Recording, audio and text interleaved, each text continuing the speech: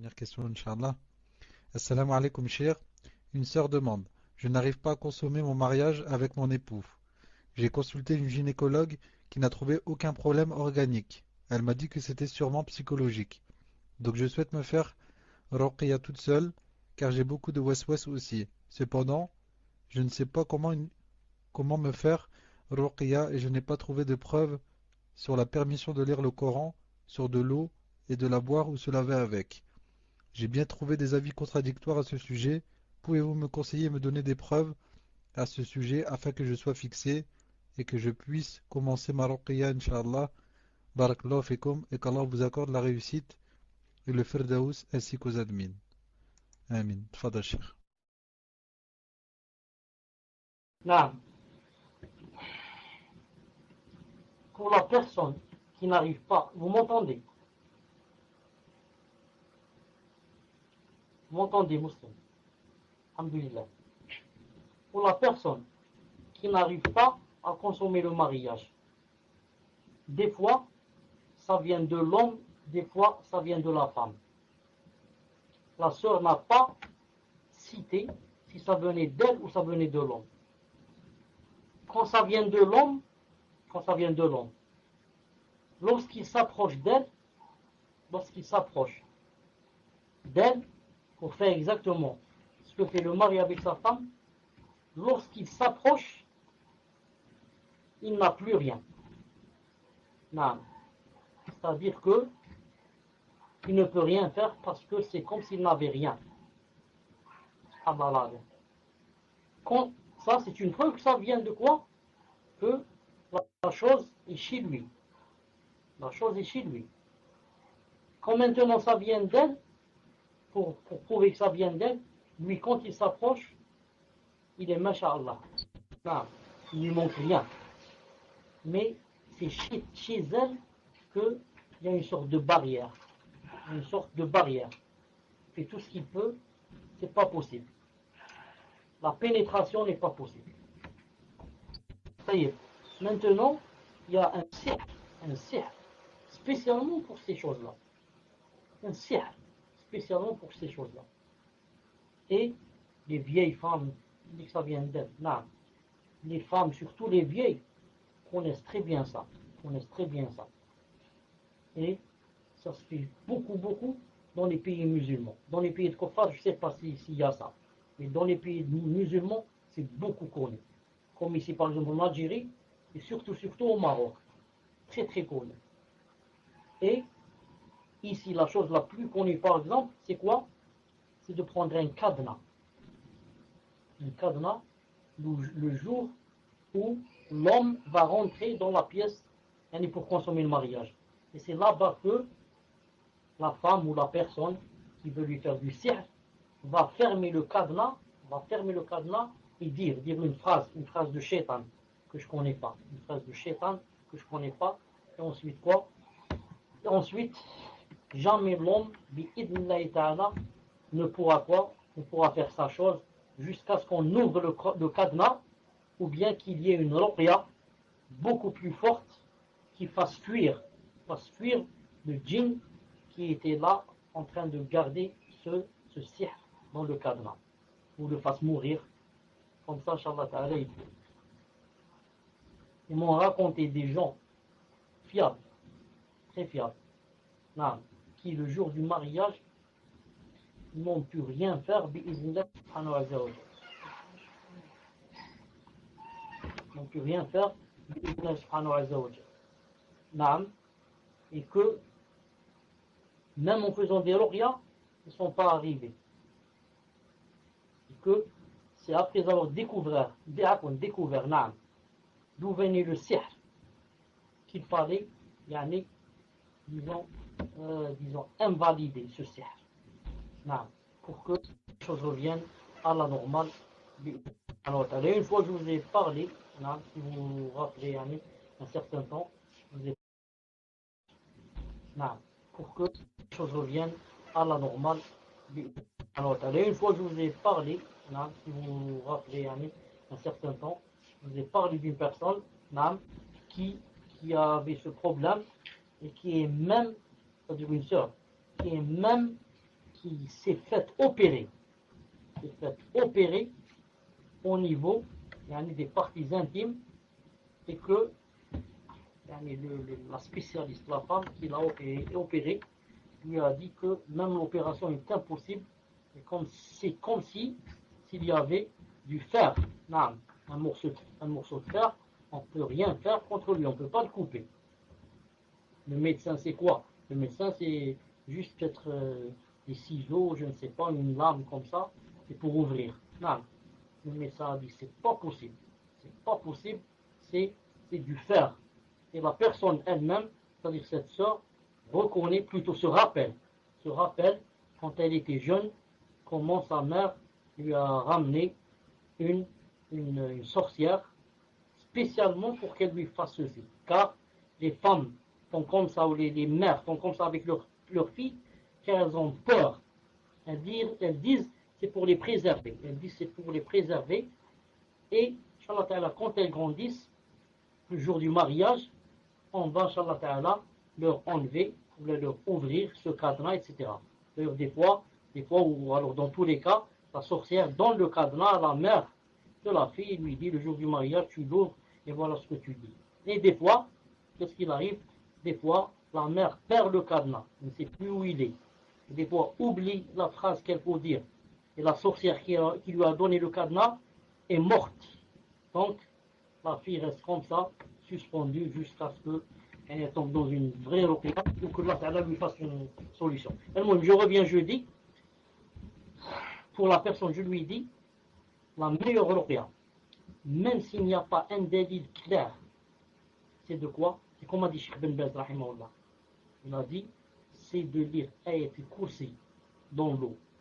Et, Qul huwa Allahu, Qul a'udhu bi rabbil falaq, Qul a'udhu bi rabbin nas, et de mettre le sidr, jujubier, je crois.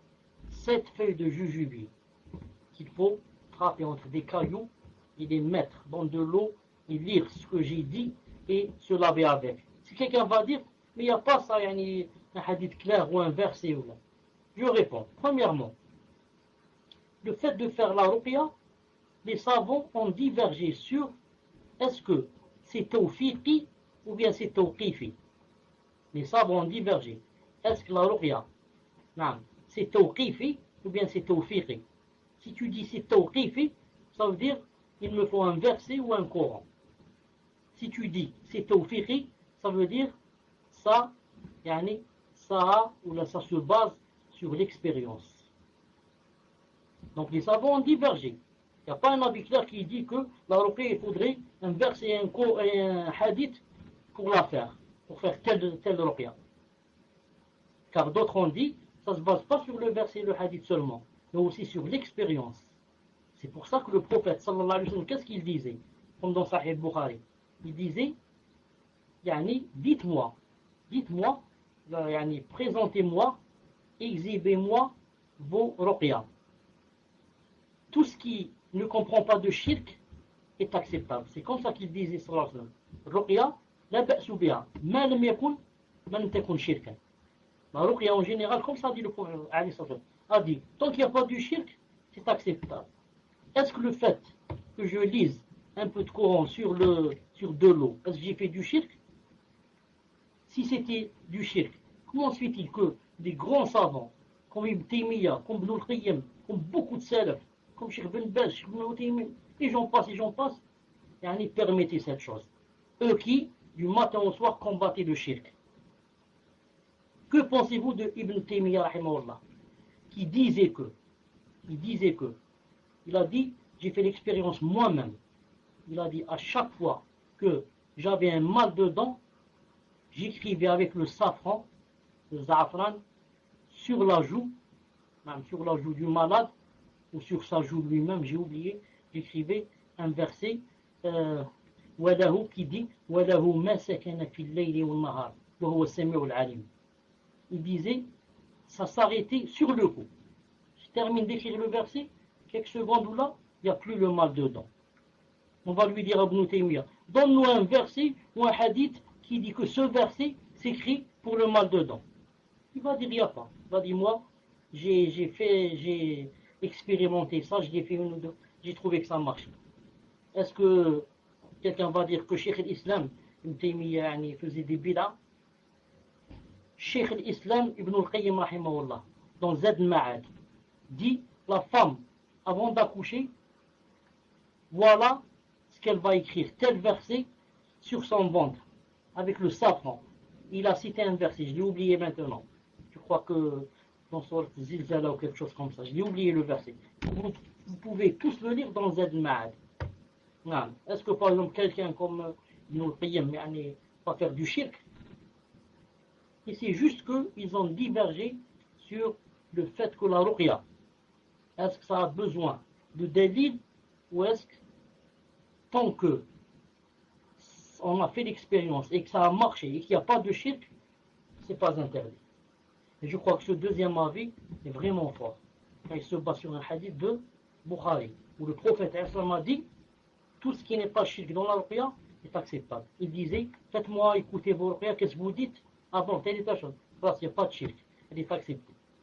Une règle générale. Allah subhanahu wa ta'ala alam. Ensuite, donc voilà ce que je donne conseil à cette sœur, bi'idhnillahi ta'ala. Ensuite, pour la personne aussi qui dit, pour la question qui dit qu'elle connaît une personne qui, tout en étant musulmane, cette personne, tout en étant musulmane, elle voudrait se marier. Elle dit comment? Elle connaît quelqu'un, elle connaît une musulmane qui a connu un kafir, et qui dit que, comment, puisqu'elle voudrait se marier avec lui, comment va-t-elle faire s'il ne rentre pas dans l'islam? Attendez une seconde. Non. Et qui dit que, même que de temps en temps, elle a des contacts avec lui. Elle a des contacts. Elle n'a pas cité si c'est par mail ou par téléphone ou non. Je dis, bi'idhnillah subhanahu wa ta'ala. La musulmane. Non.